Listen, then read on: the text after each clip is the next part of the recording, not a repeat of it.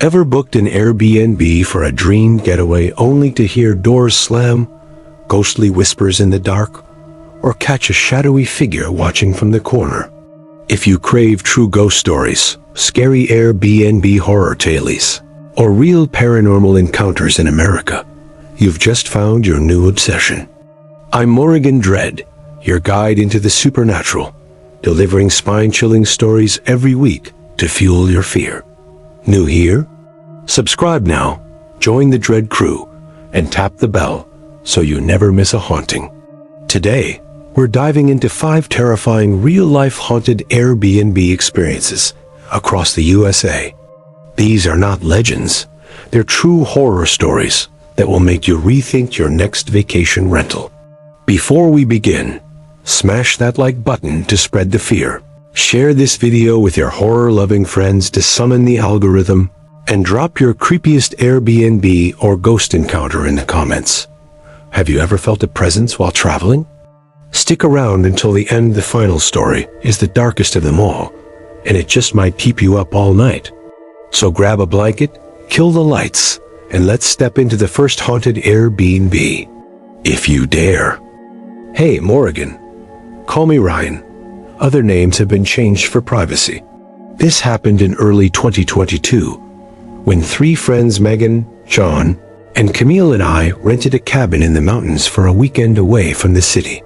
We wanted fresh air, relaxation, and a break from the grind. We found this place on Airbnb near Asheville, North Carolina. It looked stunning in the photos, cozy, surrounded by lush vegetation, with epic views of the Blue Ridge Mountains. Perfect, right? We arrived on a Friday afternoon. The cabin was a bit off the main road, but not too remote. The host greeted us, showed us the circuit breaker and the gas line, handed us the keys, and left. One thing caught my attention. As he walked away, he said in a strangely restless tone, "If anything comes up, just give me a call, okay?" I thought he was just being polite, but that phrase haunted me later. The cabin was beautiful, well decorated, and incredibly inviting. But something felt off. It was so quiet, not a peaceful silence, but an eerie, empty silence. There was a strange vibe, as if the place hadn't been lived in for years. Even with all the furniture, it felt like the cabin was waiting for someone who left and never returned. Morrigan, it's hard to put it into words. It's confusing even for me, but we all felt it, not just me. That first night, we cooked dinner, opened a bottle of wine, and had a great time. We slept late, and in the room Megan and I shared, there was a wooden window with an inside lock. Around 3 a.m., I woke with the feeling someone was watching me. Megan was fast asleep. I glanced at the window. It was wide open. I could have sworn I'd locked it.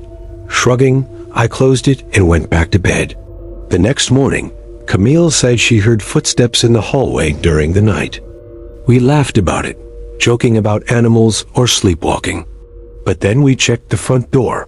It was ajar, unlocked, even though we locked it with the key. It was strange, but we let it go. The second night, things got scarier. Around 3 a.m., I heard noises coming from the kitchen, like silverware clinking.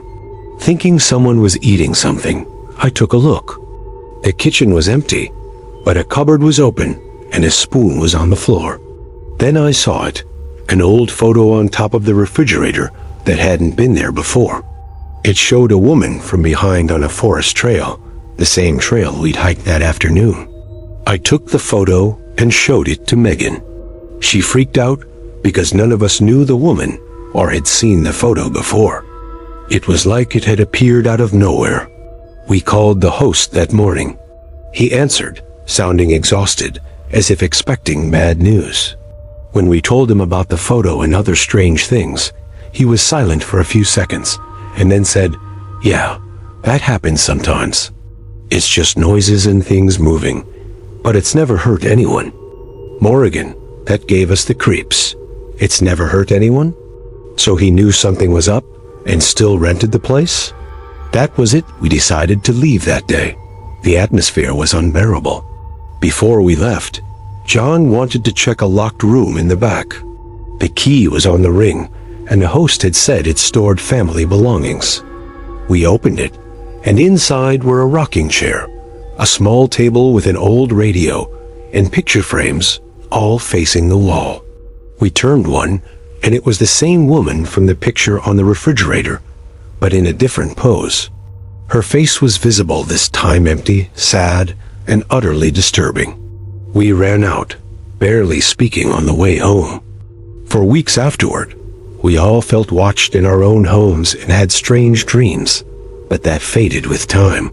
This is my story, Morrigan. I hope you'll share it with your audience. Wow, what a wild ride. Imagine booking a cozy mountain cabin and coming across a ghost story. That photo appearing out of nowhere? How terrifying. I bet the woman as spirit is connected to the cabin. Maybe she lived there and doesn't like strangers invading her space. What do you think? Leave your thoughts in the comments. Have you ever stayed in a haunted Airbnb? And don't forget to like and share this video to keep the spooky vibe going. On to our next creepy story. Hey, Morgan, you can call me July. I still regret not checking the weather forecast before this trip. It was supposed to be a quiet weekend when my boyfriend Daniel, my friends Susan and Brandon, and I decided to camp in Shenandoah National Park in Virginia. None of us were avid campers, but we were excited to disconnect, breathe in the mountain air, and watch the sunrise from Hawksbill Ridge.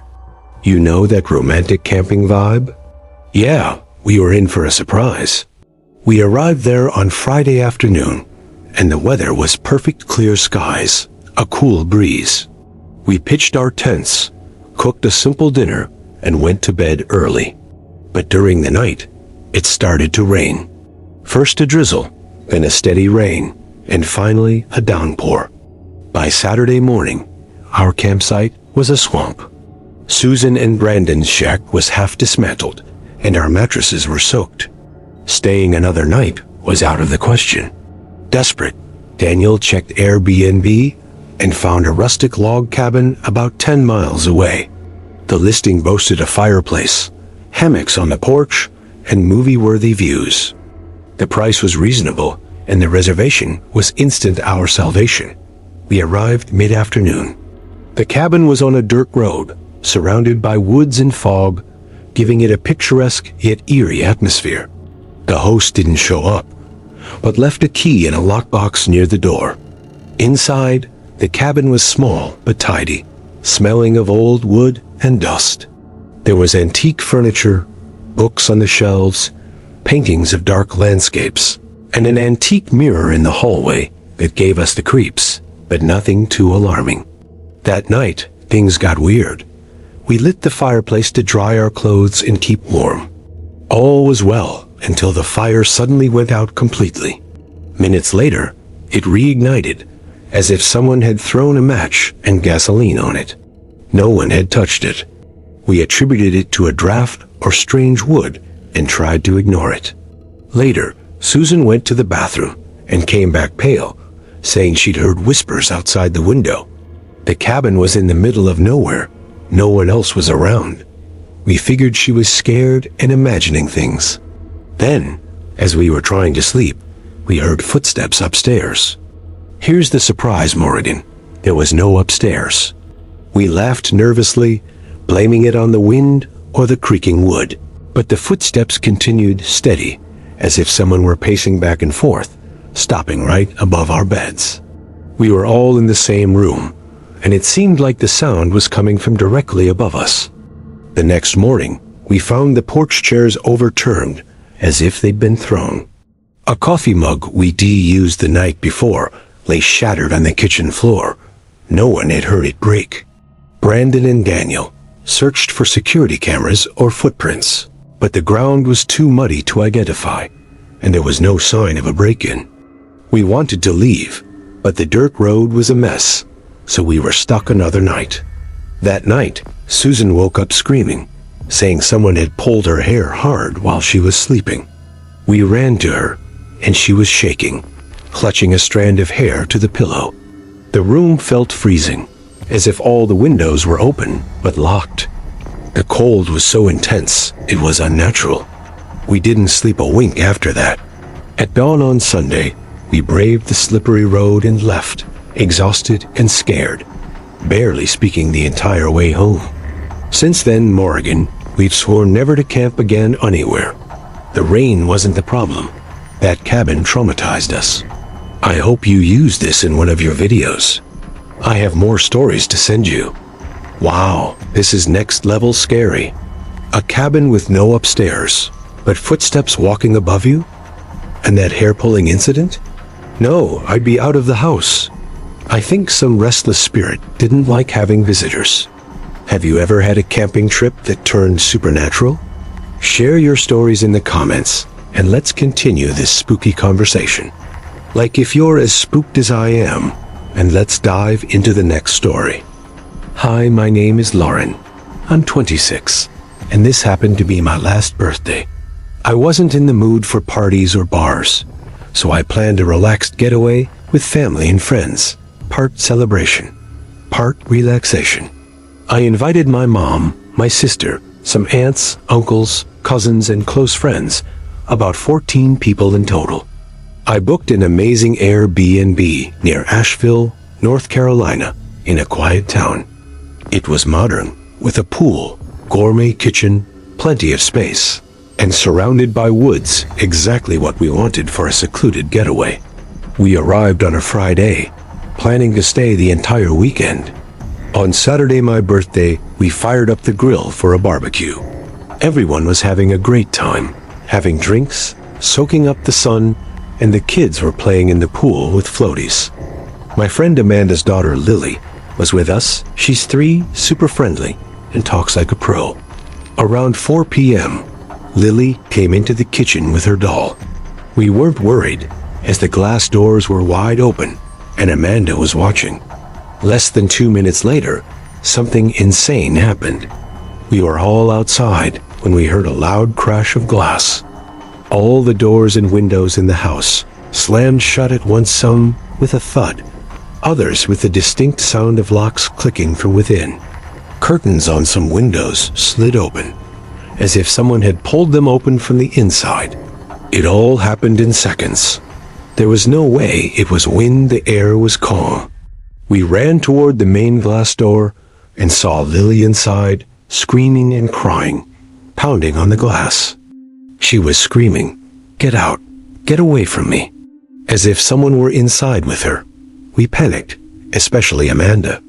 We tried every door and window, pushing, kicking, but they wouldn't budge, as if someone had locked them from the inside.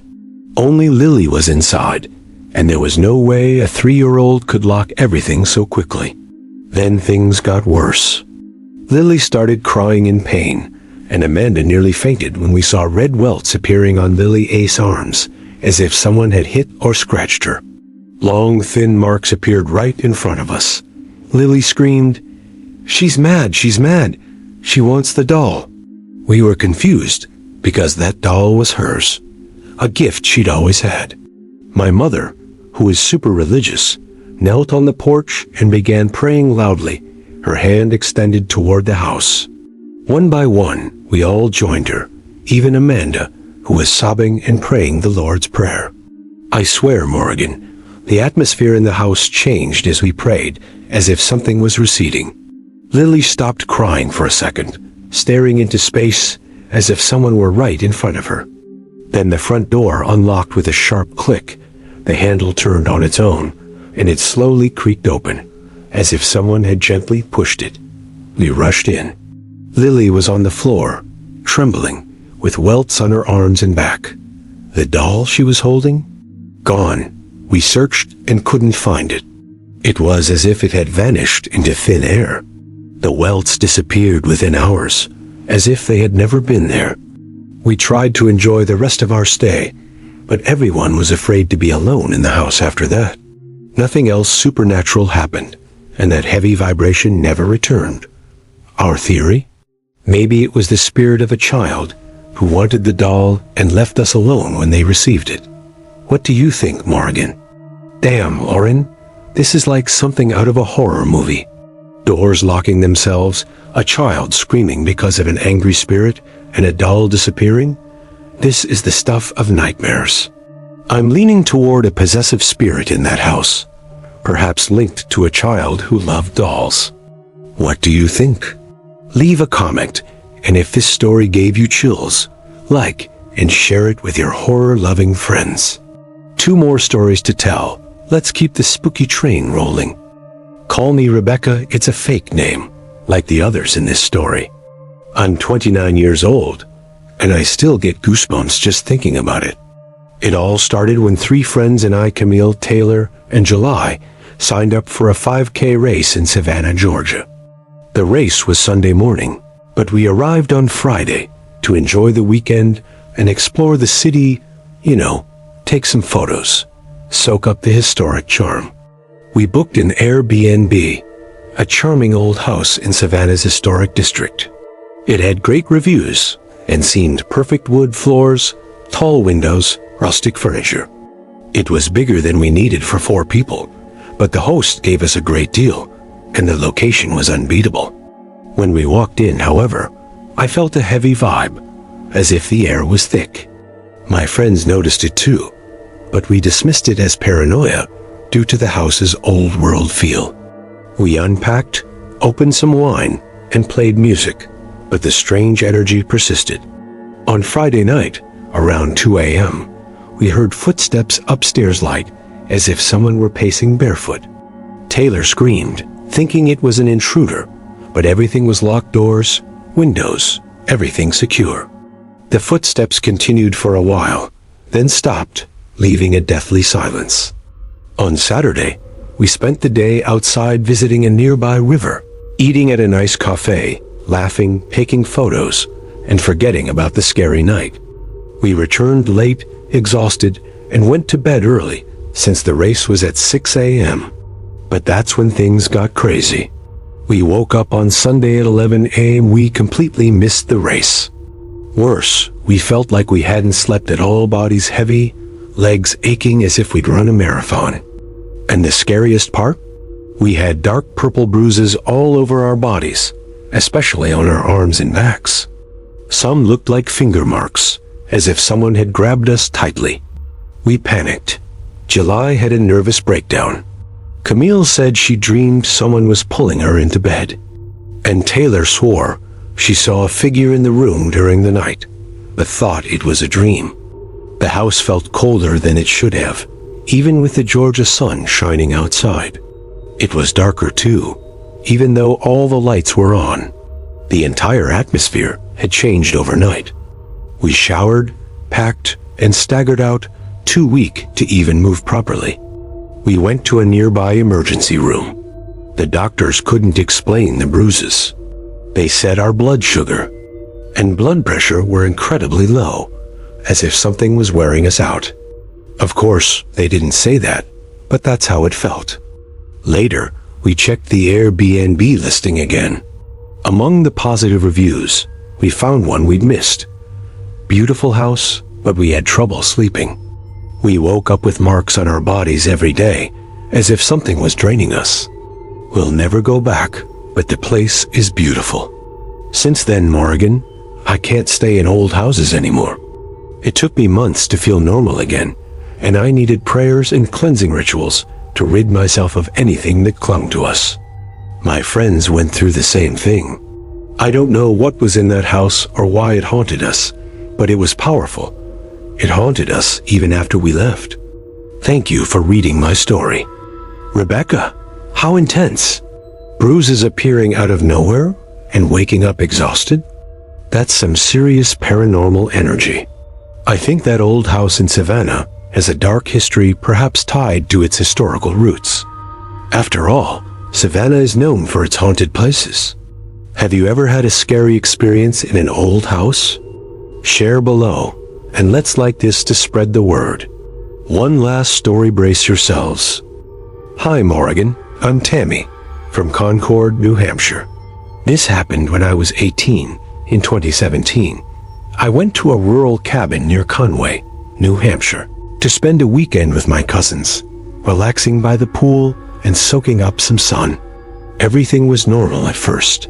We got there around 11 am, unpacked, and had lunch. The cabin had a caretaker who lived in a small shack near the trees, and we could call him if we needed anything. We found the place on a local rental website cheap and in the middle of nowhere. That first night, I couldn't sleep, so I sat outside while my cousins were passed out. Around 11:30 p.m., I saw a woman running slowly, almost gliding into the woods. It scared me. I was on my cell phone and froze when I heard her footsteps crunching through the leaves. I called out, "Is anyone there?" No answer. She had long black hair and was wearing a white dress, like an old-fashioned nightgown.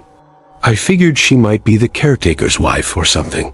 Startled, I went inside and tried to sleep, but I was restless, tossing and turning in bed.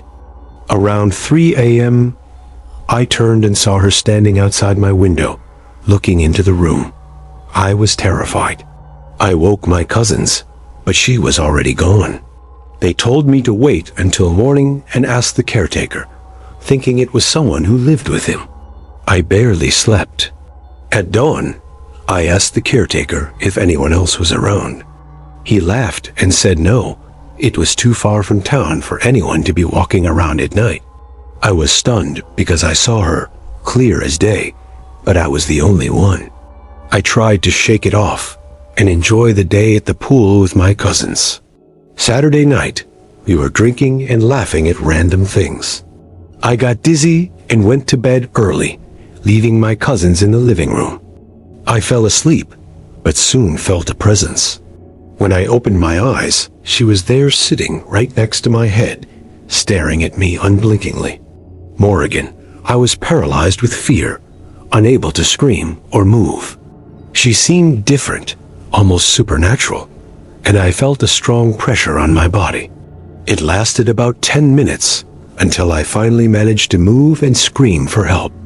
My cousins came running in, confused, saying I was drunk and imagining things. But it was the same woman I'd seen twice before.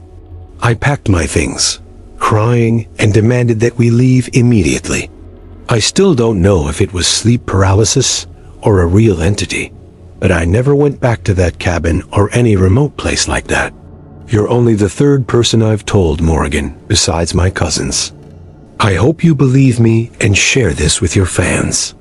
Tammy, this is absolutely creepy. A ghostly woman staring at you in the middle of the night? I believe it's a spirit with a strong connection to that cabin. Perhaps she's grounded. Was it a warning to leave? What do you think, spirit? Sleep paralysis or something else? Leave your theories in the comments, and let's like these stories to keep them spreading. They're not going anywhere. We're closing. What did you think of this collection of haunted Airbnb nightmares? From mysterious photos and ghostly footsteps to disappearing dolls and unexplained bruises, these stories prove you never know what's lurking in that perfect vacation rental.